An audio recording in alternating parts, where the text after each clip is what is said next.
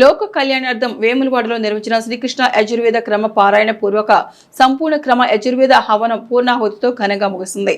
వేములవాడ శ్రీ రాజరాజేశ్వర బ్రాహ్మణ నిత్యాన సత్రం శ్రీ అభినవ విద్యార్థి సదరంలో ఈ నెల 10వ తేదీన ప్రారంభమైన ఈ ఆధ్యాత్మిక కార్యక్రమం వారం రోజుల పాటు వైభవంగా కొనసాగింది. ఈ సందర్భంగా వేద పండితులు వేద మంత్రోచ్చారణ మధ్య శ్రీకృష్ణ యజుర్వేద పారాయణం హోమ కార్యక్రమాలను శాస్త్రోక్తంగా నిర్వహించారు. చివరి రోజు పూర్ణాహుతి కార్యక్రమంలో భక్తులు అధిక సంఖ్యలో పాల్గొని ప్రత్యేక పూజలు నిర్వహించారు. అనంతరం కార్యక్రమంలో పాల్గొన్న వేద పండితులను నిర్వాహకులు ఘనంగా సన్మానించారు. వారం రోజుల పాటు జరిగిన యజ్ఞ కార్యక్రమం విజయవంతం కావడానికి సహకరించిన భక్తులు, దాతలు, సేవకులకు నిర్వాహకులు కృతజ్ఞతలు తెలిపారు. వారం రోజుల పాటు నిర్వహించిన శ్రీకృష్ణ యజుర్వేద క్రమ పారాయణ పూర్వక సంపూర్ణ క్రమ యజుర్వేద హవనం పూర్ణాహుతితో ముగియడం భక్తుల్లో ఆధ్యాత్మిక ఉత్సాహాన్ని నింపింది. లోకక్షేమం, శాంతి, సుభిక్షం కోసం నిర్వహించిన ఈ కార్యక్రమం విశేషంగా ఆకట్టుకుంది.